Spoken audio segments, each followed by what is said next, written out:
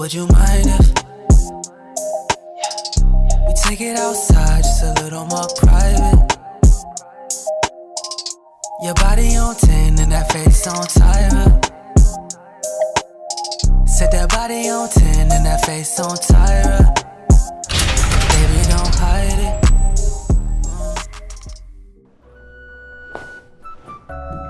Monty, what's happening? Yo, Dave, what's good? Oh, God.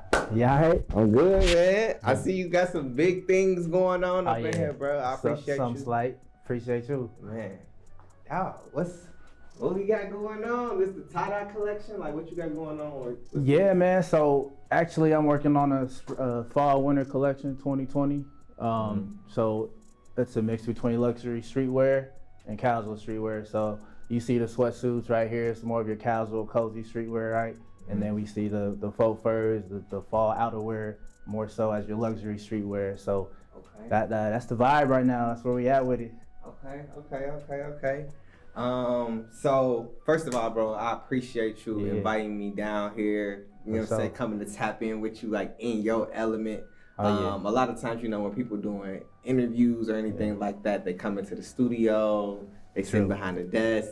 Right. But with something like fashion, I think it's super important to come and tap in with people like in their element. You know what I'm saying? So, but I know everybody don't open up their space like that. So I appreciate you letting me in here. Yeah, no problem, man. You know I appreciate you. Everything that's going on. So yes, sir. I know you, bro. You know, we got a relationship outside of this interview. We know each other off the camera. Yeah. But for the people that don't know, bro, I just wanted you to start off by telling people a little bit about yourself. Where you from, you know, and how did you get here today, bro? Cool, yeah, bro. So I'm from Muncie, Indiana, small town here in the city. Honestly, how I came here today, I mean, pretty much I've always been into fashion. I don't know how cliche that sounds, but just growing up around, you know, fashion and the culture and trying to find a way to express myself is how I kind of got more into fashion. I mean, I'm the youngest of 3 children. 2 older sisters, so they would always, you know, buy the flashiest clothing and the shoes that are in. And surprisingly, growing up, I'd be able to fit their shoe sizes, and definitely got out of that because I grew. So I ended up getting a gig of my own, so I could purchase all my own stuff, and then just kind of keep up with the trends. After all that, it kind of just went from there and just ended up being something that's second nature. You know what I mean? So. Did you always know that you wanted to start your own clothing brand? Or was fashion, again, like you said, it was just the way you wanted to express yourself? And I feel like that's how a lot of us initially get into it. But did you know, like at an early age, you wanted to start a clothing brand and sell clothes? Yeah, I honestly didn't. That wasn't the goal when I was younger. It was more so just the aspect of being creative and loving the art of fashion. Didn't know I wanted to have my own line, but I knew I wanted to express myself through how I was dressing, what I was wearing, how I was, you know, portraying myself, which honestly was a genuine, you know, man that can dress, honestly. So from there it just came, and down the line I was just like, you know what, I might as well just come up with my own concepts, my own design, and just push my own line and have a whole meaning behind that. No, I feel you. So MELI is the brand. How did you actually come up with the name for MELI? Yeah. So honestly, MELI is a part of my real first name. So a lot of people don't know. A lot of people know me as Monty. So Monty comes from Montgomery in America. So my parents are Congolese. They're from Africa. So they named me after the doctor who delivered me because he didn't charge my parents for the delivery, for the procedure, whatever. Obviously, you got to pay. Yeah, you know, doctor bill, you have kids, all that, but he didn't charge them, so they was kind of, you know, showing them love and, you know, naming me after him, Dr. Montgomery. So obviously, like I said, in America, that Monty is short for Montgomery, but in my parents' language, Lingala, it's Mongo MELI, if that makes sense. So Mongo MELI is my real first name. MELI is the second part of Mongo MELI. So I came up with MELI that way. And then just how I was raised and being who I am, I made it an acronym. So MELI, I made it stand for more equality, less ignorance. And again, that just came from my upbringing, just how the environment was, where I was raised, and even in the world. Obviously, my parents were immigrants, so they went through a lot of different experiences, which they told me about, and they instilled different lessons into me, and different values, which I instilled growing up, and I incorporate all of that into the brand. Nah, that's deep, bro. Yeah. And I mean, we ain't really time stamping or time dating anything too hard right now. Yeah. But we will be doing a disservice to our culture, to our heritage, if we weren't just in tune with what's going on around us outside. You know what I mean? We got a lot of racial tension and a huge movement that's going on right now just for the racial equality, equal treatment, the Black Lives Matter movement. Is anything associated with your brand I kind of inspired or connected absolutely. to like that movement in any type of way, shape, or form? Yeah, obviously we're dealing with that right now, but we've been dealing with this forever. The whole time. So I definitely wanted to incorporate all those lessons and that reality into the brand.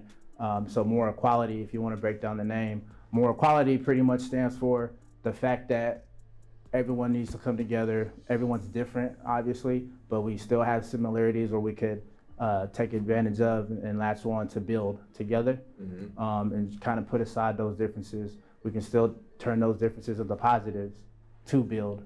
And obviously there's different genders, races, religions, sizes, whatever you name, colors. But at the end of the day, we're all equal.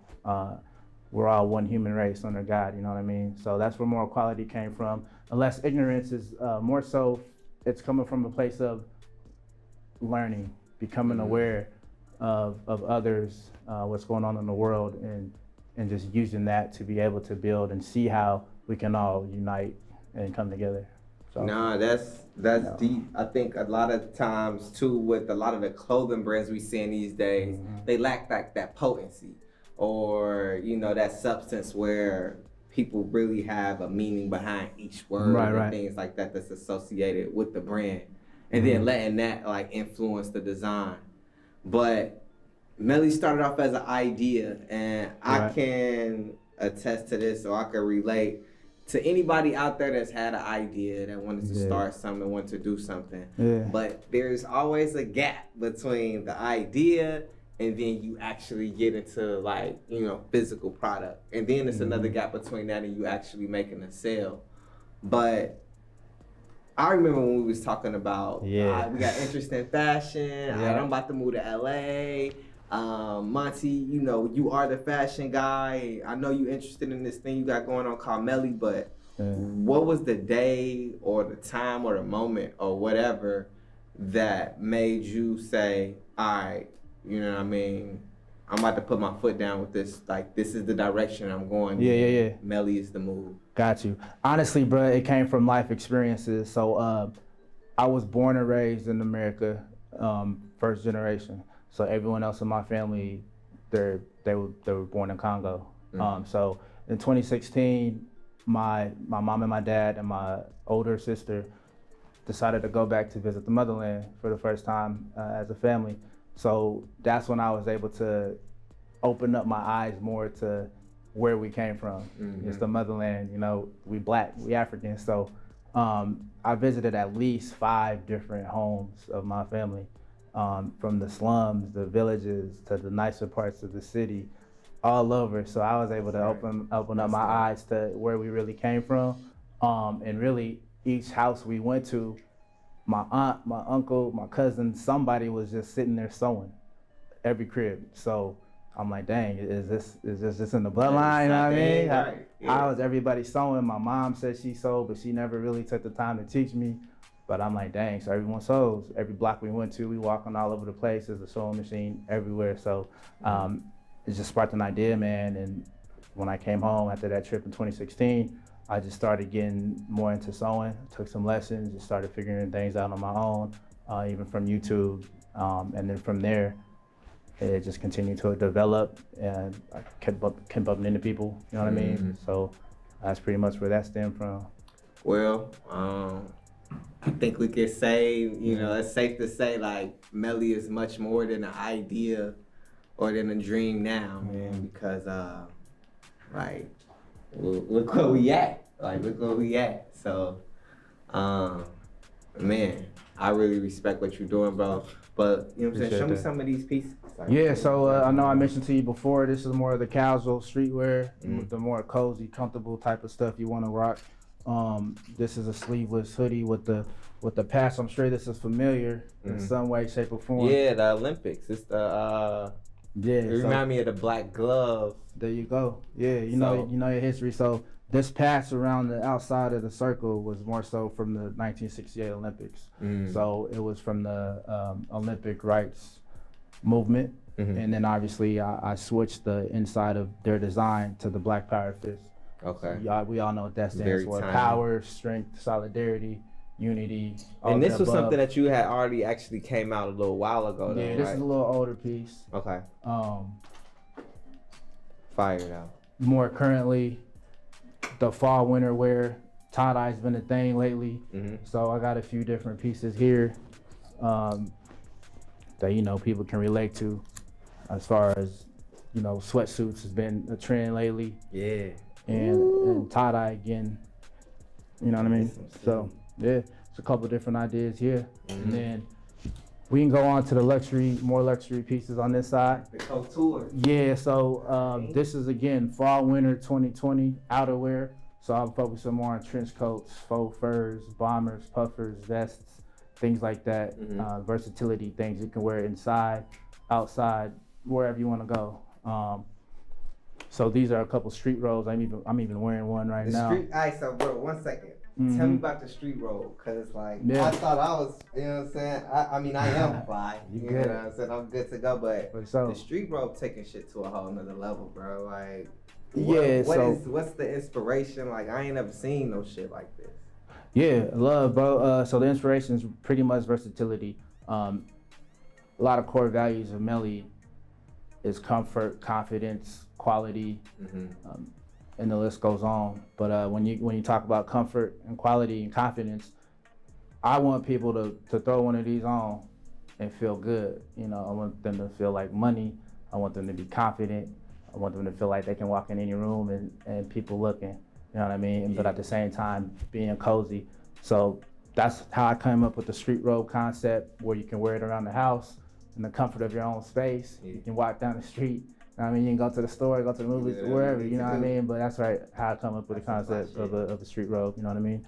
Got a couple different concepts as well, with the raincoat, see-through PVC, double-breasted. I thought the coat was in plastic, but then this the so a little bit of silk satin lining, and then you got the leather on the back and along the sleeves as well. So whatever you wearing, man, you're gonna look good, feel good in this, but obviously you're gonna be able to see your outfit right through the front of it. Couple different pieces. Cardigan, kind of just throw it over. You know what I mean? Whatever you're wearing currently, piece it together with the details. Got it.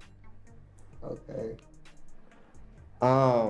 Quality, man. The quality of your products for these to just kind of be one-offs or mocks. I usually think of these as more as like samples or something like that. Yeah.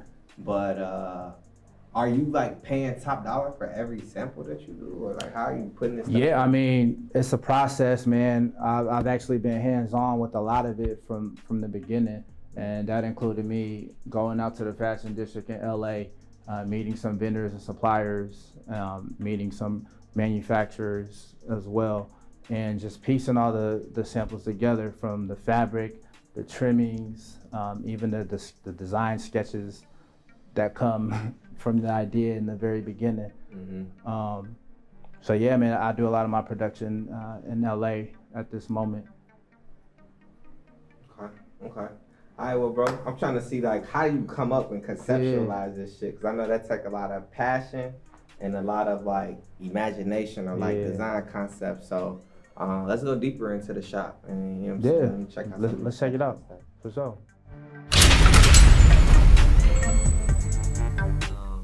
Nah, bro. You know what I was thinking about the other day that had me rolling is when we had took that trip out there to Paris that one time. We went out there. What was that?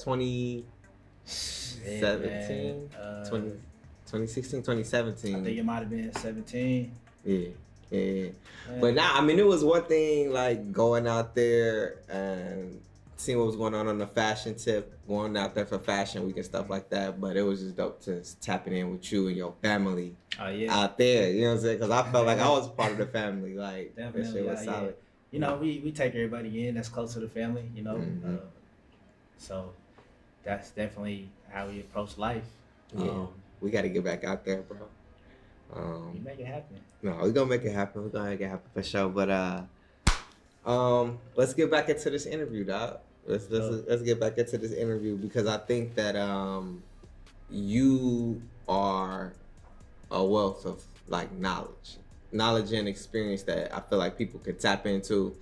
Everybody that I know that is in like our circle of friends, or I feel like that gets the chance to meet you, they feel like you're a pretty like open book. You know what I'm saying? You're a real easy person to talk to. So I want to make sure that the people that's tuning in with us today get to soak up a lot of that information and knowledge that you got.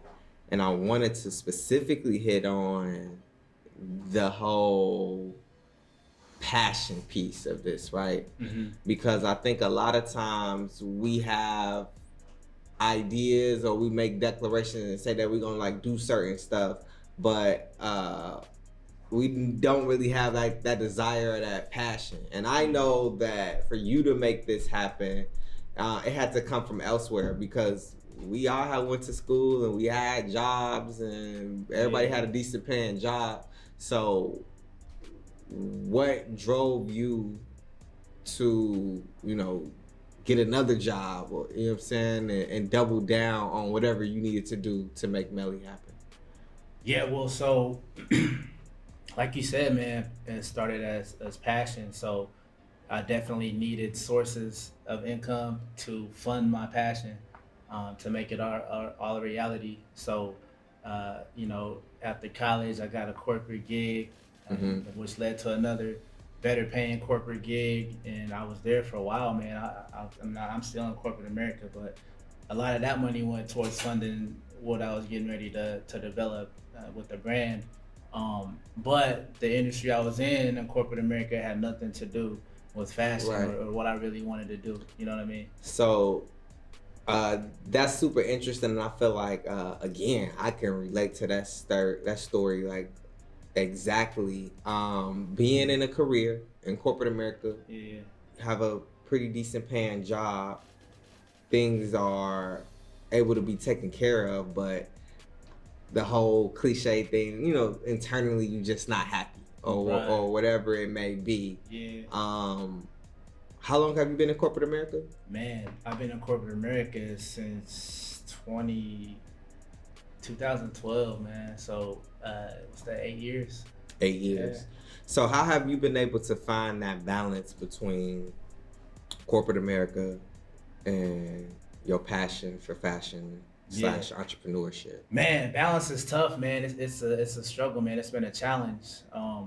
It's a lot of sacrificing, man. From having fun, going out, you know, blowing all this extra money on whatever fun or whatever I'm trying to do. You know, sacrificing a couple hours of sleep. You know what I mean? Just random things like that to be able to put more of that time and energy into what I'm building with the brand.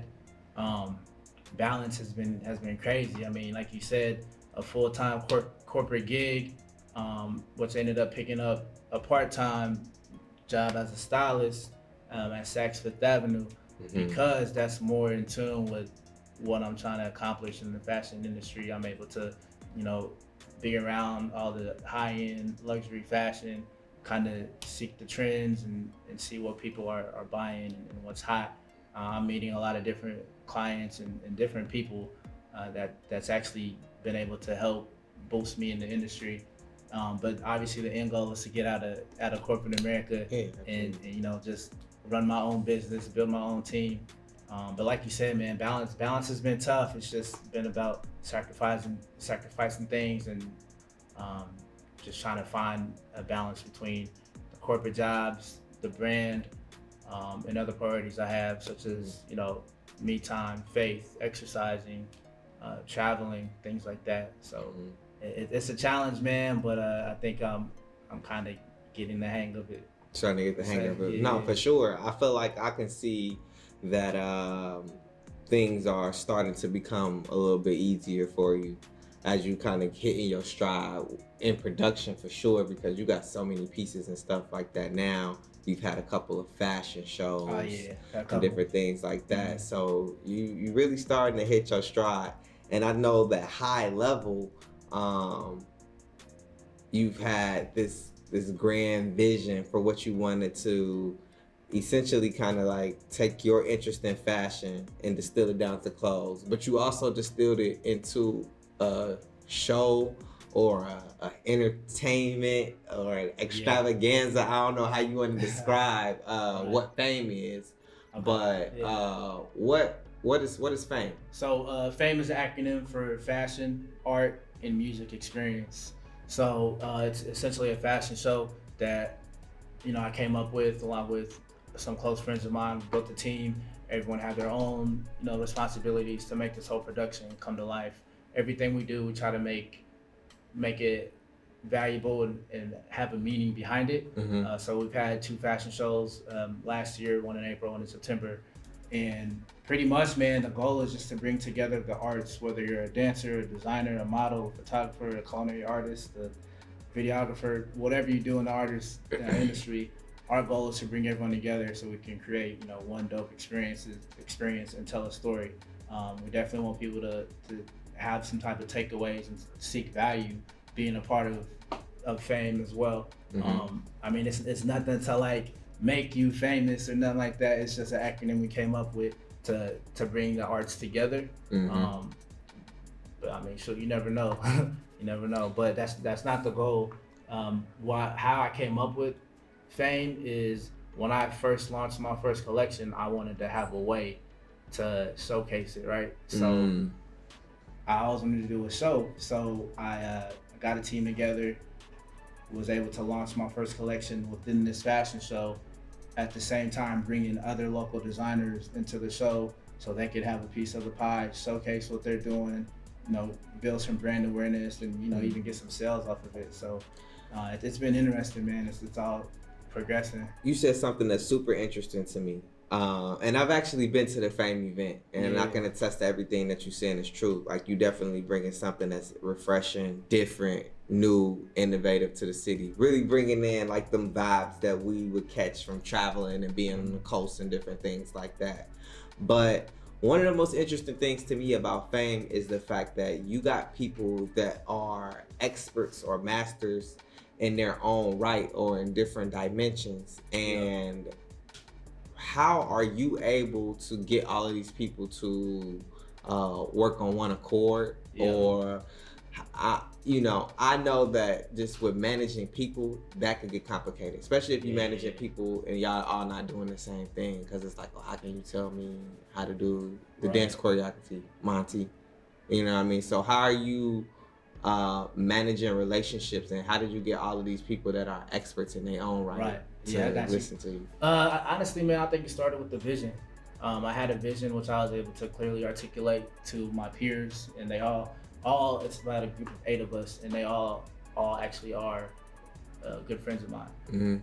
So we all have mutual respect. We all see the value in one another. So being able to articulate that vision in the beginning and get everyone on the same page was just the strategy I approached. And then obviously your whole production, man, you got to have everybody that knows what they're doing in different aspects of the production, whether it's who's running the music, who's doing the photography, who's doing the videography, who's bringing the food, what artists are going to be doing body paint, what kind of models do we have that will be interested, what kind of designers are looking to showcase their brands.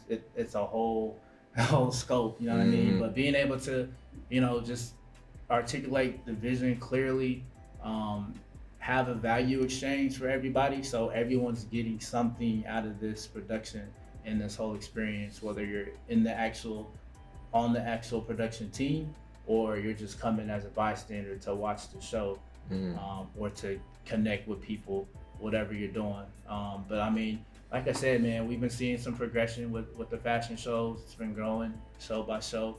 Um, but as far as making sure everyone's on the same page, I think that just comes with, you know, a lot of communication, mutual respect, understanding what people's roles and responsibilities are, and aiming towards a common goal. Right. That right, way, you know, it's just one smooth process. Granted, there are hiccups Right. here and there when you have a production, but And I know, especially like once you, because just like with a production, Yeah. I'm starting to draw some similarities just between what it would take to put together a show like that, but also what it takes to put together a brand like MELI, right? So I see in one lane you're wearing the hat of visionary, strategy or strategist. You know what I mean? You're laying out the vision on what fame could be, on what MELI could be, but for that production to take place, for these clothes to hit the rack and be sold, you also have to be tactical. You also have to be in the details. And I can only imagine how many minute details come along with making sure a production like Fame happens. But it's also a lot of details and small things that go into creating a solid clothing brand, because you know, just being frank, most of us just do t-shirt brands, you know what I mean? Yeah. And then you kind of conceptualize the design, send it off, and you get it back, and it's on the shirt, and that's the process. Yeah. And I'm not trying to like dumb it down or water it down, you know what I mean? I got you. I got love and support for everybody that is creating, but your process strikes me as a little bit different. So could you take me through like the details or of your creative process? Like, so when you get the idea that you want to do a hoodie, what's next? Like, how do you kind of go through the creative process of getting something from idea to like ideal? Got you. Yeah. So honestly, man, growing up, I'd have visions in my head of what I wanted to wear that day or the next day or wherever I was going coming up. So I'd build outfits in my head, but a lot of times I wouldn't have them in my closet. I'd go to the local store, nowhere to be found. I'd hop online. I might find something similar, but not exactly what I wanted. So I just had ideas in my head all along. Why not just create what I'm looking to wear, what my homies are looking for, family, whatever. So I just kind of try to stay in tune with that, along with what I like, what everyone's rocking, upcoming trends. Like you said about the t-shirt example, I mean, fast fashion is a thing, but it's a little different than high-end luxury, because these pieces might take a little longer than just a boom, a quick. Right. I mean, we got some detail in the pieces, and I mean, especially on the back of some of these hoodies, like that globe joint, like the details is crazy. And honestly, like that idea came from perspective. As you can see, you see global perspective on the front, which is in line with the vision and the mission of MELI. So when I was coming up with this whole collection, man, I wanted to pretty much articulate a whole global meaning, which is why I entitled the collection Perception. So obviously, perception is the ability to interpret something. You know what I mean? Whether how you see something, how you hear something, it's pretty much coming from your beliefs and your values, your attitudes, which are all shaped from over time. So typically, like when you believe in something, right, that belief turns into a meaning of something. Like you have these beliefs instilled into you growing up, and when you have a belief in something, you perceive meaning into it. Yeah, so it's almost like it becomes like a fact or something. Exactly. So I've always had the values and attitudes of hard work ethic, confidence, being able to present yourself in a high fashion, things like that. So I put all that into this new collection, Perception, and obviously with what's going on in the world, man, it just makes sense for people to be aware of not only what's going on in your city, your community, your state, your region, but the world, other states, other countries. There's a lot going on in Africa that we don't even know about. There's a lot going on in other states in the USA that a lot of people don't know about, but like a lot of people only pay attention to social media or the news here and there, but not even everything's published on that. So just the whole brand, man, it's more so an approach to get people thinking outside of the box, more so worldviews and society, and just being able to educate themselves and learn, moving forward. With the name of this next collection being Perception, one of the most famous quotes that we hear about around the word perception is reality. Right. You know what I mean? Yeah. What do you think? I believe that, man. I believe perception is reality.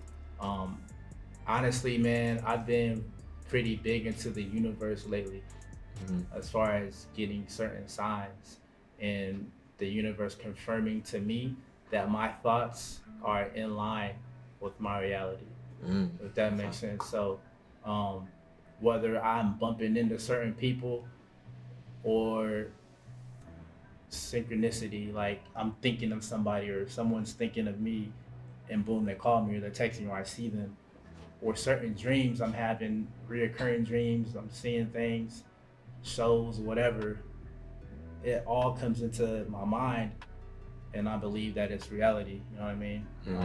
Certain things like that. So if you can kind of look at my mood board, I got the globe up there, what you see on the back of the hoodies, and I incorporated the longitude, latitude, because that pretty much pinpoints every single space on Earth. So when we're talking about more equality, less ignorance, and global perspectives, we're talking about everywhere on the planet. Like it. You know what I mean? You also see the universe, which we just pretty much discussed, and then Atlas is something that kind of inspired me. If you see, he's kind of carrying the weight of the world on his shoulders. Back to your question about how I'm managing and balancing everything, there are definitely times where I'm feeling like, damn, I got the world, like I got a lot of stress on my shoulders, like damn, how am I going to have time for this, figure this out, figure that out. But I think it all comes with good faith and belief. And the glass half full, half empty, that's just another thing that kind of reminds us of perception and how perception shapes your perspective. Is the glass half full or is the glass half empty? It's all a mindset, it's all a mentality thing. You want to definitely look at the positives in every situation. Although there may be a lot of negatives and a lot of bullshit you're dealing with, you still want to, stay sane and find the positives in everything. Coronavirus, obviously, we all been dealing with whatever, been affected by that lately. But it's sad, man. It's a tough thing.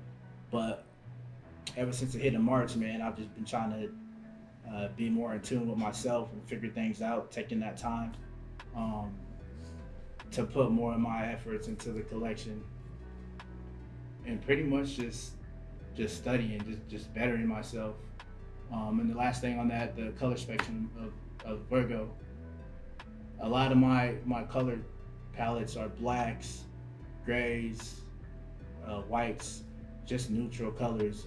It kind of fits with my personality, kind of fits going into the fall winter collection, and it's also fitting with my horoscope as a Virgo being the earth tone, earth sign. So it's a couple different examples of how I came to this collection and the meaning behind perception. You said something really interesting that has stuck with me because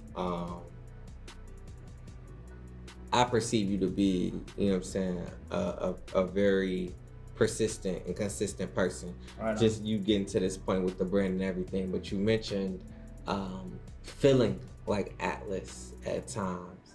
Can you think of or go back to any times where that weight of the world on your shoulders felt like it was about to crush you? Yeah. I'll give you one example. I know you mentioned the Fashion Honor Music Experience fashion show we had last fall. So, man, I was just dealing with a lot. So the fashion show didn't really start on time. There was a lot of hiccups we were trying to fix, which no one really noticed besides me and the team. Mm-hmm. But a lot of things we were trying to fix beforehand. So just getting the show to start on time, number one, Right. was one thing. It's not easy. And then let alone my collection, I had some pieces that didn't make it to the show. So that was stressful in itself. I had some models coming to me like, yo, what happened to the piece that I'm supposed to wear? And I pretty much just had to think on my toes and put them in something else that I had. That it still worked, but it just wasn't ideal for what I was trying to portray for the collection. But even that, man, starting on time, some of the pieces not making it to the show, just backstage, trying to manage all that at the same time, me having my own MELI segment in the show, I'm still trying to focus on presenting my clothes on my models during my segment. You see what I'm saying? So I'm pretty much running the whole show with the team. You know, a lot of people coming to me with certain questions, things like that, and I'm dealing with all these other things. And in the back of my mind, I'm like, man, it's a lot. Right. How am I gonna get through this night? But it worked out. It worked out. I had a lot of good reviews. Got a lot of good feedback, and we're only gonna get bigger and better. So these are things you kind of gotta go through to figure it out. And I feel like obviously I'm still in the beginning stages with the brand and with all the designs and everything. But everyone's got to start somewhere. You know what I mean? Mm-hmm. There's no point in just waiting for the perfect time. I think when people have an idea or they believe in something, they just need to go ahead and go for it.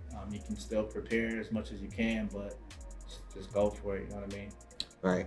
So, I mean, and I'll also say, I mean, I'm sure that there are times that were probably worse than that.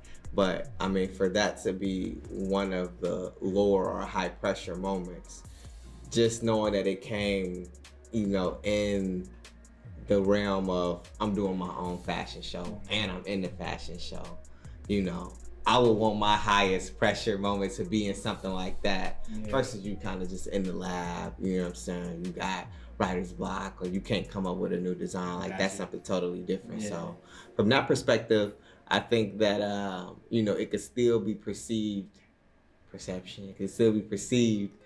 a positive. Exactly. But on the flip side of that being one of your lower moments, talk to me about what's to come, you know what I mean, the future and what's next for MELI, because I feel like you have made progress and hit some plateaus.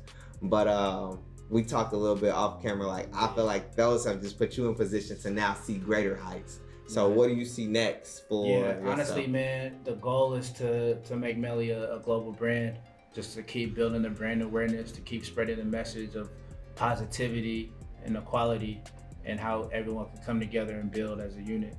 That's the goal, is to keep building that.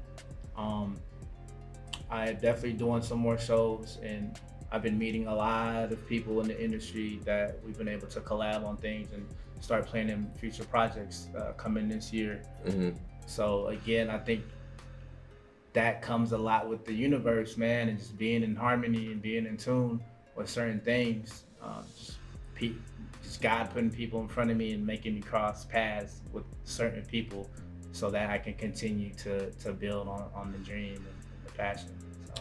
Well, bro, I'm definitely glad that we crossed paths, and not even just for this interview, you know what I mean, going all the way back to college. Like, I feel like, you know what I'm saying, we've always had good energy, been able to sharpen one another. And we've probably been knowing each other for almost like 10 years now. But to this day, I look at you as a friend that's progressive, like iron sharpens iron. Definitely. And I'm proud of you, bro. It's like to Likewise. Be sitting here and interviewing you about this and knowing I knew about MELI, you know what I'm saying, before anything, you know what I'm saying, came about. So to see this come full circle, man, this is huge. And again, bro, I appreciate you for sitting down. Man. Appreciate you, fam. My dog. I'll keep progressing. Yes, sir, man. Keep it going. Yes, sir.